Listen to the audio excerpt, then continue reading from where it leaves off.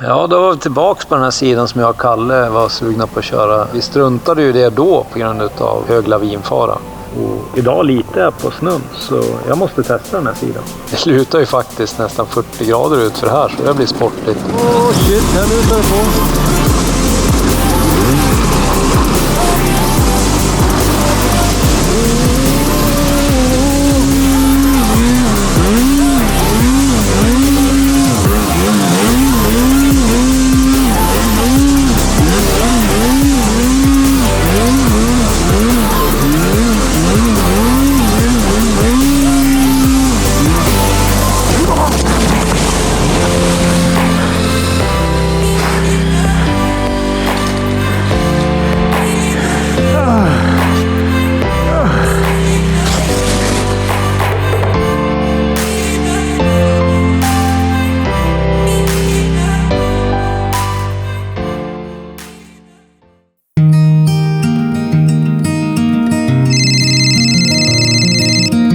Tjena fra...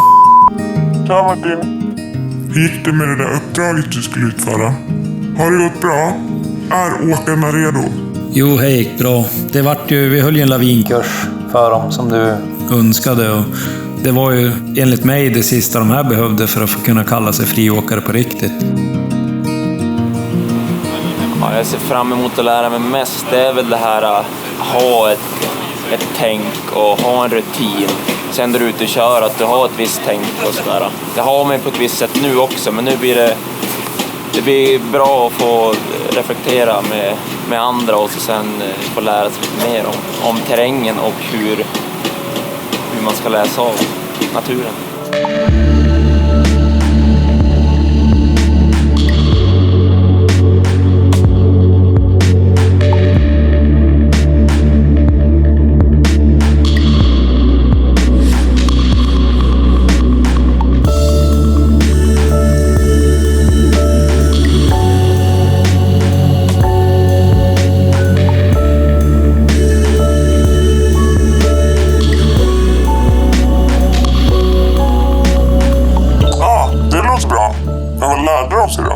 Ja du, vad gjorde vi egentligen? I grund och botten så var det ju en Svelab friåkning 1-kurs som vi gjorde, och den är ju som en standard. Och den handlar ju till stor del om att kunna hantera terräng och förstå vad som är lavinterräng. Innan man gör någonting så kan man stanna upp och fundera. Det är ju det som är hela grundtanken med friåkning 1. Jag brukar också lägga in lite grann hur man testar och försöker tolka vilka tecken som fjället ger oss. Vomfljud, sättningar, sprickbildningar och så vidare. Och vart det är lämpligt att testa sådana grejer.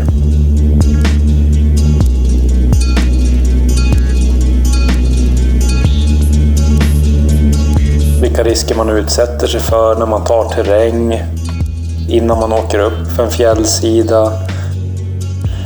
Hur man transporterar sig som grupp. Och till syvende och sist, bland det viktigaste, det är att förstå hur brant man åker. Och det hade vi ju också då genomgång av det. Olika sätt att kolla lutning. Framförallt så kompass och gradskiva i kompass. Och beroende på vart man är någonstans så upplevs det olika brant. Det kan vara... Ibland så är man i granskogen, ibland så är man på kalfjället och det är fortfarande 20 grader brant, men man upplever det totalt olika. Och sen tog jag också upp lite grann om terrängfällor och vilka faror det är som vi kan bli utsatt för där med i bäckraviner. Och sen gick vi då igenom kamraträddning första dagen givetvis innan vi åkte ut med transceiver, sond och spade och hur man ska jobba med dem. Och planering med evaluatorkortet och lavinprognoser, hur ska man läsa dem och tolka de kurserna eller de hemsidorna. Överlag tycker jag de skötte det jättesnyggt, de här åkarna, och jag validerade deras kunskaper med en liten övning där vi hade grävt ner 2 ryggsäckar med transceivrar i, oförberett, och det löste de skitsnyggt också. Men man känner ju liksom flåset och mjölksyran, alltså man vet ju att om det hade varit på riktigt, alltså det är ju tufft. Det är ju. Och det här var inte djupt. Nej.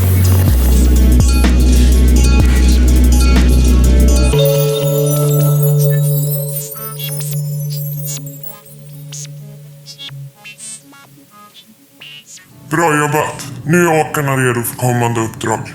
Fast du är inte riktigt klar än. På samma ämne som kursen så är det en till sak vi vill att du gör.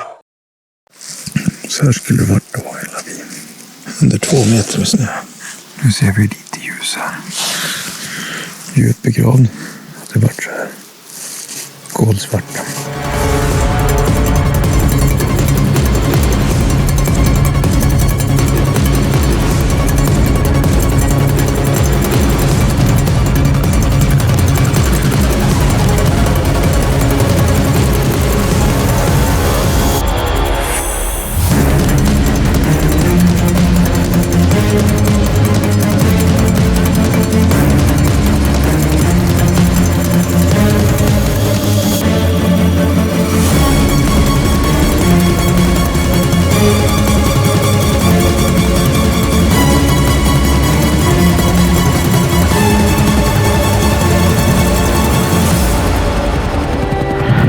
Man ska vara glad en sån här gång att det inte är på riktigt och att man har haft en luftficka där nere. Den här blöta snön annars. Och man...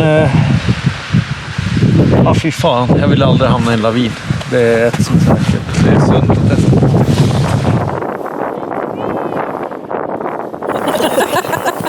Men hur lång tid beräknar ni för att om ni får ett larm? Hur lång ställtid har ni? Inom en halvtimme ska vi ju vara klar. Om man är hemma och allting grejer. Men sen beror det på vart lavin har gått. Ja, men man släpper ju bara allting. Grejerna är ju redan packade och klara. Ja. Så att det ska ju gå smidigt. Så ni står i standby 24/7 egentligen med packad ryggsäck. Försöker i alla fall. Ja, för jag menar statistiskt sett så säger de att efter 18 minuter så sjunker överlevnadschanserna ganska drastiskt. Så det gäller att komma snabbt på plats. Ja. Det finns ju flera exempel på de som har överlevt flera timmar. Men det är ju extremt få. Så man får ju förutsätta att de flesta kommer inte att ha fria luftvägar. Och då handlar det ju om ungefär den där kvarten. Och då är ju vi egentligen för sena. Alltså vi ska råka vara på exakt rätt punkt egentligen för att kunna komma fram till fältet, skicka hunden på sök. Då har det gått den där kvarten. Så att jag skulle ju uppskatta det till att jag många gånger har åtminstone en timme till jag är på plats i ett fält där det har hänt. Det är några gånger som jag lyckas vara på plats på några minuter. Men då handlar det om att jag är på jobbet, på fjället, har hunden med mig, alltså allting stämmer. Ja, det kan hända. Och sen är det ju, sen om det är jättedåligt väder, då kan inte ens vi gå in. Utan kom vi och ska passera där det är lavinfarlig terräng och vi tar att man inte ser, då kan jag åker inte in. Ja, det är också en väldigt viktig sak att ta upp att vi går inte alltid in om vi riskerar de som fortfarande inte är i någon form av risk. Vi riskerar inte dem också om vi ser att det riskerar att vara fler laviner eller vi utsätter oss för annan fara. Och det kommer antagligen inte vara möjligt att flyga heller och så vidare. Så vädret är ju också en viktig faktor. Så ni skulle säga, så som jag brukar säga, att vädret påverkar de riskerna man kan ta? Ja, absolut. Jag menar, det är ju, jag tänker ju om jag skadar mig och så att helikoptern kan lyfta ut det med skada. För det är ju inte alltid det är så angenäma leder och åka ut med ett öppet lårbensbrott eller någonting. Jag tror att man vill nog gärna flyga plåtkråkan då. Ja. Absolut. Nej, men jag tror det är viktigt att de här som kanske inte har tänkt att de behöver lavinutrustning, att de förstår att det kan, du minskar ju dina chanser drastiskt om du inte kan genomföra en kamraträddning. Men jag vet ju att ni skulle göra ett yttersta för att rädda de här personerna. Så att, men man måste vara lite realistisk i det hela. I grunden så lär du vara inställd på att du ska kunna klara dig själv. Det är klart att vi kommer åka iväg så fort vi kan. Men vi kan inte alltid råka vara på exakt rätt punkt.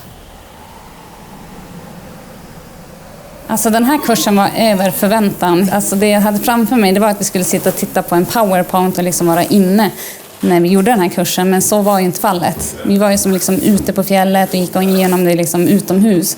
Vilket jag tror har gjort att det alltså satte sig på ett ännu bättre sätt. För jag tror inte man hade kommit ihåg allting om man då kollar på en PowerPoint som om man får göra det när man väl är ute. Då liksom minns man ju ögonblickarna vart vi gjorde vissa saker. Så att jag tror, ja, det var ett otroligt bra upplägg på det här och det var över förväntan. Det här är ju något som alla borde ha.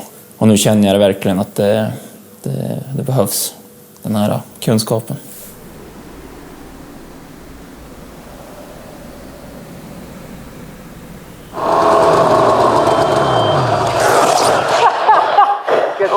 Welcome! Bra kämpat för det. Ja, fy fan vad jag har garvat. Ja, det är den här, så ska vi fixa den nu. Det var nog redan när han knäckte revbenen som den här. Ja, jag ska tacka BCA för att de räddade mina revben. Så jävligt. Ja. Ja, den där var inte... Den var där, jag bara... Mitt på stopp. Rimfrostlager. Och hur lätt det är och så till direkt under.